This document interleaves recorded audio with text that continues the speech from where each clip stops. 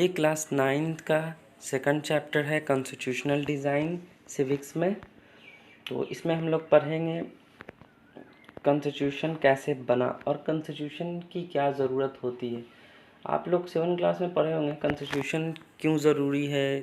कोई भी अगर डेमोक्रेटिक कंट्री में रूल रेगुलेशन को बनाना है तो वो सारे रूल रेगुलेशन जो होते हैं वो कॉन्स्टिट्यूशन कहलाते हैं। वो कॉन्स्टिट्यूशन में लिखे होते हैं कि किस तरीके से रूल होना चाहिए, इक्वलिटी होना चाहिए या डिस्क्रिमिनेंट नहीं होना चाहिए। तो ये सब जो है कॉन्स्टिट्यूशन में पहले से लिखा होता है।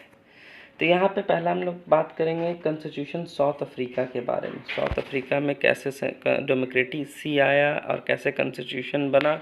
तो साउथ अफ्रीका में अंग्रेज़ों का रूल था, वाइट लोग का रूल था वहाँ पे। जैसे इंडिया में अंग्रेज़ों लोग का रूल था, इस तरीके से साउथ अफ्रीका में भी अंग्रेज़ों का रूल था। और नेल्सन मंडेला का शुरू में आपको स्पीच दिया गया है बुक में। तो उन्होंने अपोज किया। वहाँ पे साउथ अफ्रीका में क्या होता था, वाइट लोग और ब्लैक लोग में बहुत ज़्यादा डिफरेंस रखा जाता था, अनइक्वलिटी था। जो वाइट लोग, जो अंग्रेज़ लोग थे, वो ब्लैक लोगों को बहुत नीचा गिरा करके देखते थे। तो उस प्रथा को बोलते हैं हम लोग, उस सिस्टम को बोलते हैं अपार्थिक सिस्टम। ठीक है। तो नेल्सन मंडेला ने क्या किया, इसका अपोज करने लगे। ठीक है, कि इस रीज़न में जो मतलब हम लोग अफ्रीका में रह रहे हैं, साउथ अफ्रीका में, तो हर कोई इक्वल होना चाहिए। और यहाँ पे जो काले लोग थे, जो ब्लैक लोग थे, तो वहाँ के नेटिव निवासी थे और उनके साथ ऐसा व्यवहार किया जाता था, उनको नीचा दिखाया जाता था। तो ये चीज़ जो है नेल्सन मंडेला इस चीज़ का बहुत अपोज करते थे कि ऐसा नहीं होना चाहिए। तो उस सिस्टम को हम लोग क्या बोलते हैं, उस सिस्टम को बोलते हैं एपार्थ सिस्टम रिमिन। ठीक है, जहाँ पे इसको बोला जाता है रंग भेद करना। शासन में किसी जगह पे रंग भेद के हिसाब से उसमें उसको इनइक्वलिटी करना। तो यहाँ पे हुआ क्या कि नेल्सन मंडेला जब अपोज करने लगे तो उनको देशद्रोह के इल्ज़ाम में पकड़ करके जेल में डाल दिया गया। 28 साल तक वो जेल में रहे और कुछ लीडर भी उनके साथ जो थे उनको भी जेल में डाल दिया गया था। तो ये जो है इसका स्ट्रगल जो है चलना शुरू हुआ। तो अपर्था में क्या होता था, ये name of the racial discriminations unique to South Africa. तो इसमें देखिए कुछ पॉइंट है, ये क्वेश्चन आता है, आप लोग से पूछा जाता है कि एपरथ से जो सिस्टम था उसमें क्या होते हैं, क्या है वो। तो पहला जो होते थे कि जो नॉन वाइट जो लोग थे, जो ब्लैक लोग थे, वो लोग वाइट के जगह पे नहीं आ सकते बिना उसके परमिशन के, उसके एरिया में नहीं घुस सकते। अगर वहाँ पे काम करना है तो वाइट से परमिशन लेकर के ही उस जगह पे वो काम कर सकते हैं। दूसरा था कि वो ट्रेन में, टैक्सी, बस, हॉस्पिटल, कॉलेज, स्कूल, सब इन लोग का अलग अलग था। यहाँ तक कि पब्लिक टॉयलेट भी अलग था, वाइट लोग का अलग था और ब्लैक लोग का अलग था।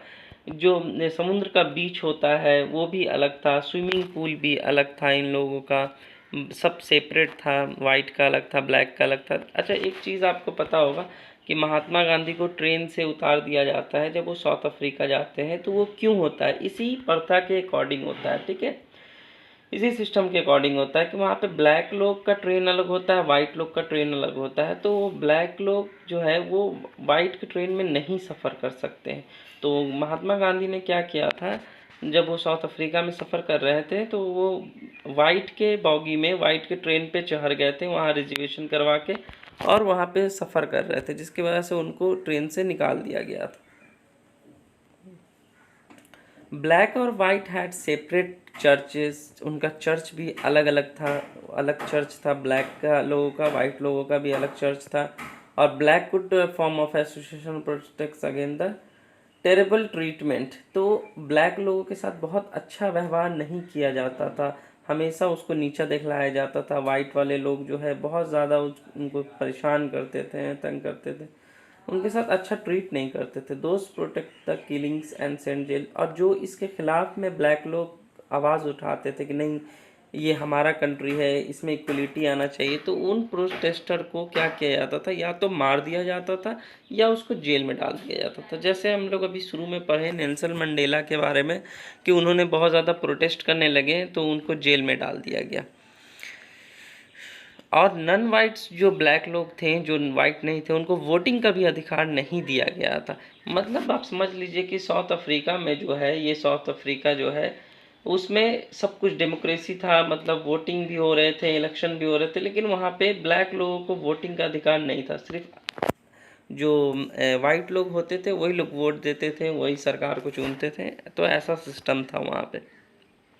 तो महात्मा गांधी जब जाते हैं तो उनको ये सब चीज़ बहुत अजीब लगता है, और वो इनके इनके प्रोटेस्ट में खड़े हो जाते हैं, जिसकी वजह से उनको जेल भी जाना पड़ता है। महात्मा गांधी जेल भी गए थे इसके 1909 में। अब 1950 में क्या होता है कि जो ब्लैक कलर के लोग होते हैं या इंडियन होते हैं और कुछ वाइट लोग, ये इसके ख़िलाफ़ में बहुत ज़्यादा फाइट करते हैं कि नहीं, ये जो इनइक्वलिटी सिस्टम है ये ख़त्म होना चाहिए, ये सिस्टम जो है ये सिस्टम ख़त्म होना चाहिए। और ये एक ग्रुप बनाते हैं, ऑर्गेनाइजेशन बनाते हैं, जिसका नाम रहता है अफ्रीकन नेशनल कांग्रेस। और ये अभी देखिए, यहाँ पे कोई भी सेपरेट एसोसिएशन बनाना, प्रोटेस्ट करना अलाउ नहीं था, लेकिन फिर भी ये लोग बनाते हैं और उस चीज़ को प्रोटेस्ट करते हैं, जिसकी वजह से बहुत लोगों को क्या होता है, बहुत लोगों को गवर्नमेंट तो ऐसे चलती रहती है, गवर्नमेंट को कोई फ़र्क नहीं पड़ता है, जितना भी प्रोटेस्ट आप लोग कीजिए। तो और बहुत लोगों को क्या किया जाता है, जेल में डाल दिया जाता है, बहुत लोगों को मार दिया जाता है प्रोटेस्ट के वजह से। और बहुत साल के बाद अफ्रीकन गवर्नमेंट को ऐसा रियलाइज़ होता है कि नहीं, अब है कि ये ज़्यादा दिन तक नहीं चलेगा, प्रोटेस्ट बढ़ता ही जा रहा है, अब कितने लोगों को जेल में डालेंगे, कितने लोगों को मारेंगे। तो इसकी वजह से क्या होता है कि ये प्रथा को हटा दिया जाता है, और यहाँ पे क्या किया जाता है, वाइट कुछ पॉलिसी में चेंज किया जाता है और इस प्रथा को जो हटा दिया जाता है, इंड कर दिया जाता है। और मंडेला को, जो नेल्सन मंडेला को फर्स्ट प्राइम मिनिस्टर बना दिया जाता है साउथ अफ्रीका का। अब देखिए यहाँ पे तो अब ख़त्म हो गया, इनइक्वलिटी ख़त्म हो गया। अब दोनों जो है वाइट और ब्लैक एक साथ रहेंगे तो बहुत सारा प्रॉब्लम भी होगा, क्योंकि वाइट वाले लोग तो बहुत ज़्यादा तकलीफ़ दे रहे थे ब्लैक वाले को, तो अब कैसे रहेंगे साथ में। तो एक कॉन्स्टिट्यूशन बनाने के लिए कहा गया कि कॉन्स्टिट्यूशन बनेगा, रूल रेगुलेशन बनेगा और सबको इक्वल होंगे। तो उसको बनाने में बहुत सारे प्रॉब्लम फेस होने लगे। तो कौन कौन सा प्रॉब्लम हुआ? पहला प्रॉब्लम तो यही था कि वाइट और ब्लैक दोनों को ही साथ में रहना, एक न्यू डेमोक्रेसी बना करके, ये सबसे बड़ा प्रॉब्लम था कि वाइट को भरोसा नहीं था। दूसरा था वाइट और ब्लैक को एक दूसरे पे भरोसा नहीं था, ट्रस्ट नहीं था। वाइट लोग सोचते थे कि ब्लैक लोग हमसे बदला लेंगे, हो सकता है कि हम लोग बहुत ज़्यादा तकलीफ़ दिए हैं उसको, इनइक्वलिटी बहुत ज़्यादा था। और ब्लैक लोग सोचते थे कि फिर वाइट लोग फिर ना सत्ता में आ जाए, फिर ये रूल रेगुलेशन फिर दोबारा ना आ जाए फिर। तो इसी वजह से उन दोनों को एक दूसरे पे ट्रस्ट नहीं था। Black wanted the majority of the rule, black चाहते थे कि ये हमारा कंट्री है, यहाँ पे हम लोग सबसे ज़्यादा रह रहे हैं, तो जो मेजोरिटी रूल होना चाहिए ये हमारा होना चाहिए।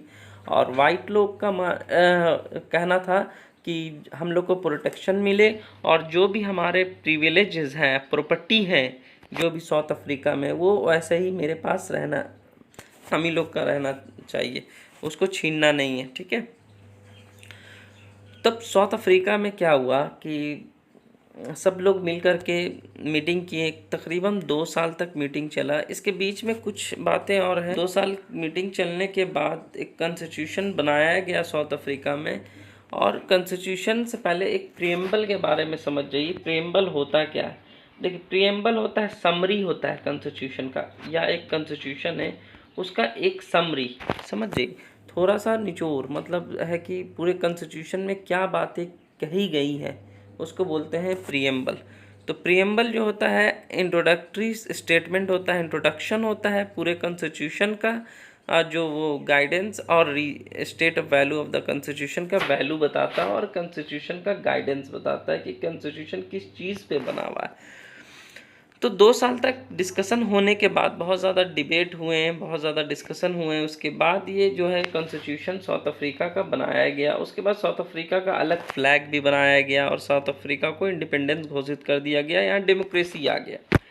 फिर द कॉन्स्टिट्यूशन ने क्या किया कि बहुत सारे सिटीज़न में जो सिटीजन्स के राइट्स थे, कि जैसे ब्लैक लोग वाइट की जगह पे नहीं जा सकते थे, ब्लैक लोग पे बहुत ज़्यादा रिस्ट्रिक्शन था, अलग चर्च था, अलग ट्रेन में वो सफ़र नहीं कर सकते थे। तो वो सब जितने भी रिस्ट्रिक्शन थे वो सब ख़त्म कर दिए गए और उनको जो भी राइट्स है, जितने भी राइट्स है, सबको इक्वल राइट्स दिए गया कंट्री में। ठीक है, तो ये था साउथ अफ्रीका का। नेक्स्ट पार्ट में हम लोग इसके आगे का पढ़ेंगे। ये फर्स्ट पार्ट था। एक बार और अच्छे से समझ जाइएगा, अगर कोई प्रॉब्लम होगा तो कांटेक्ट कीजिएगा, फिर से हम इस चीज़ को बता देंगे। और बुक पढ़िएगा, बुक में आपको और अच्छे से क्लियर हो जाएगा। ठीक है, थैंक